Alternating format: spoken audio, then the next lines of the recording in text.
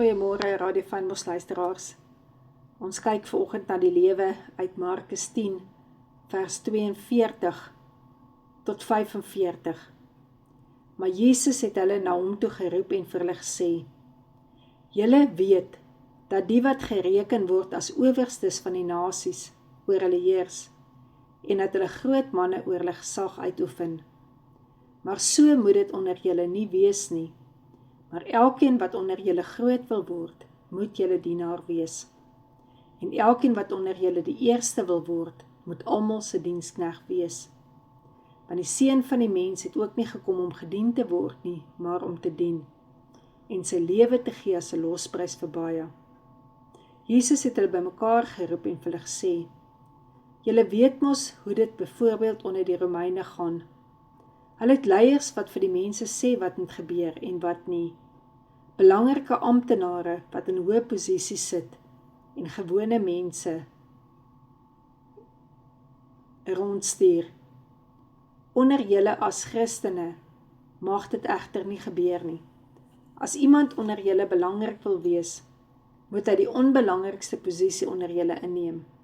Hy moet bereid wees om alles te doen wat die ander van hom vra, en moet die hele tyd reg wees om ander te dien, of het hom nou pas of nie. Selfs ek, die Seun van die mens, het nie gekom, sodat almal my moet bedien nie. Ek het gekom om ander te dien, en daarom het ek my lewe gegee, sodat baie mense daardeur weer God se eiendom kan word. Soms ontvang ons nie geskenke nie, maar net geskenkbewyse.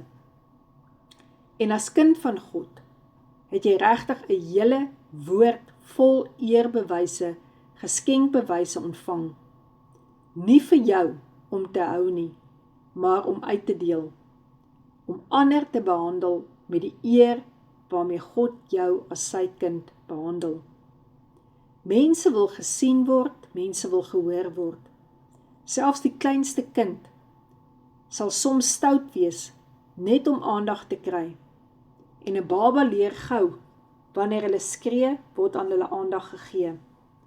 Sonder erkenning sterf 'n mens binnekant in jou, of jy dit nou wil weet of nie, of jy dit nou wil hoor vanoggend of nie, of jy dit nou wil glo of nie glo nie.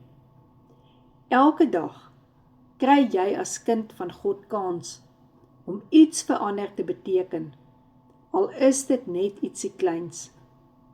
Begin net om mense met eer en respek te behandel, want niemand is bestand teen liefde nie, selfs nie die hardste mens nie. So is daar 'n storie van 'n jong man wat in 'n kompleks gebly het, en daar het 'n kwaai oom net 'n paar deure van hom afgebly, en elke oggend het hy die oom gegroet wat net brommend deur die lewe gegaan het. Vriendelik het hy vir die oom gesê: Goeiemôre oom, glo oom sal 'n goeie dag hê. Hierdie oom het nie eens moeite gedoen om te reageer nie, nie eers 'n kopknik nie. Hierdie het maklik vir 2 jaar so aangegaan. En een oggend was die jong man regtig laat gewees amper vir werk, en hy moes met 'n spoed klaar gemaak het. So hy het nie tyd gehad om klein praatjies met die oomie aan te gegaan het nie. Nie die oom gegroet nie, net in sy kar geklim en werk toe gejaag. En toe hy die middag by die huis kom, vra die oom vir hom: Nou vir wat het jy my nie vandag gegroet nie? En die oom gaan aan, en hy sê: Jy's die enigste een wat sonskyn in my lewe bring. Gaan jy dan nou ook ophou daarmee? En as jy nou gaan ophou met dit, jongman, het ek niks om meer voor in die oggend op te staan nie. Dan kan ek maar net sowel doodgaan. Hierdie jongman was stom geslaan. Hy kon nie 'n woord uitkry nie. Elke dag het hy omtrent net 2 sinne van sy kant af met die oom gewissel.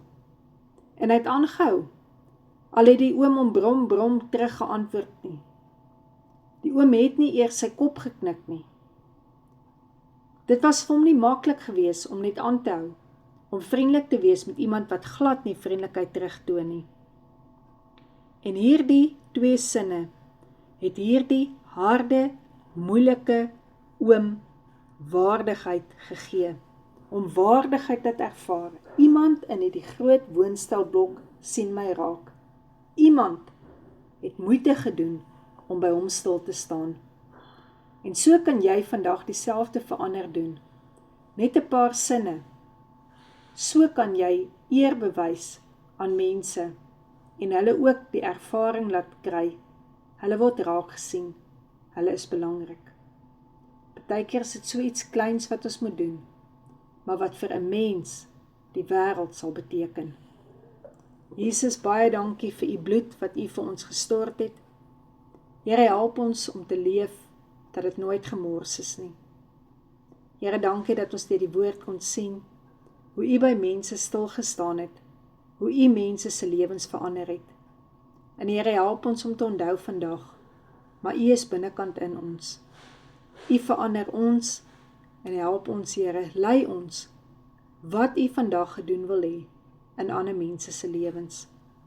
Jesus, baie dankie dat in ons woorde daar ook genesing is. Here, dankie dat ons vandag deur u wonde genesing kan ontvang, om ook vir ander mense die brood van die lewe, u woord te kan bring. Here, nie om die Bybel onder die arm te loop nie, maar om net vir hulle die Bybel in ons hart te wys. Amen.